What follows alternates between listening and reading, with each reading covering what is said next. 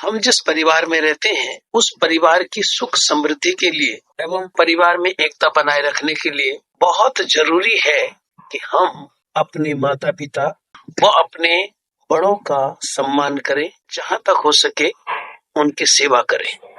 क्योंकि यदि हम अपने बड़ों का सम्मान नहीं करते हैं, माता पिता सास ससुर जो हमसे उम्र में बड़े हैं उनकी सेवा नहीं करते हैं, तो ये सारे क्रम को हमारे बच्चे देख रहे होते हैं और वो बच्चे हमारा भविष्य है। कल जब हम वृद्ध होंगे उनके पास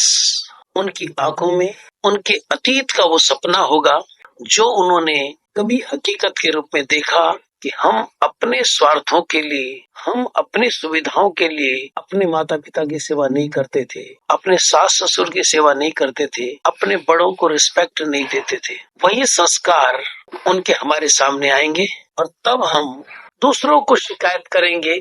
मन महसूस के रहेंगे कि हमारे बच्चे हमारी सेवा नहीं करते हैं। इसका दूसरा पक्ष ये है, अगर हम अपने माता पिता की सेवा करते हैं, अपने बुजुर्गों का सम्मान करते हैं, अपने से बड़ों की रिस्पेक्ट करते हैं, उनकी सेवा करते हैं,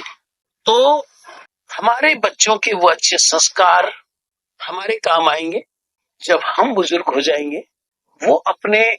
उन अच्छे संस्कारों को इस काम में लगाएंगे। इसके अलावा जब हम अपने माता पिता की सेवा करते हैं,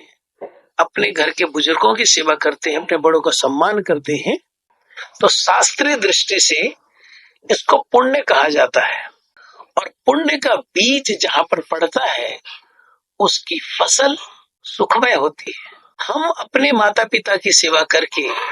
हम अपने बुजुर्गों की सेवा करके, हम अपने बड़ों को सम्मान देकर उनका सुख विधान तो कर ही रहे हैं, उनके जीवन को तो सुखमय बना ही रहे हैं, अपने भविष्य को भी सुखमय बना रहे हैं। क्योंकि ये सब करके हमें पुण्य मिलेगा और पुण्य का फल सुख होता है। इसका तीसरा पक्ष ये है, अगर हम आध्यात्मिक जगत से जुड़े हैं, भगवत भक्तों की संगति में उठते बैठते हैं, तो हमें भगवान को प्रसन्न करने की भावना से भी अपने माता पिता की सेवा, अपने बुजुर्गों की सेवा करनी चाहिए। इसका चौथा पक्ष ये है कि जो हमारे पड़ोसी हैं, हमारे जो रिश्तेदार हैं, हमारे परिवार के जो और लोग हैं, उनको अगर हम हरे कृष्ण महामंत्र करने के लिए कहेंगे, भगवत भक्ति की महिमा उनको सुनाएंगे, वो हमारी बात को गंभीरता से नहीं लेंगे, क्योंकि उनके दिलो दिमाग में इंप्रेशन है कि ये बंदा ठीक नहीं है या ये महिला ठीक नहीं है,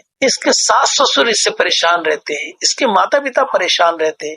ये कभी अपने से बड़ों की रिस्पेक्ट नहीं करती है, बड़ों का रिस्पेक्ट नहीं करता है। जब तक किसी के दिल में आपके लिए जगह नहीं है तो आप अपनी बात, अपनी शिक्षा उसको मनवा नहीं सकते।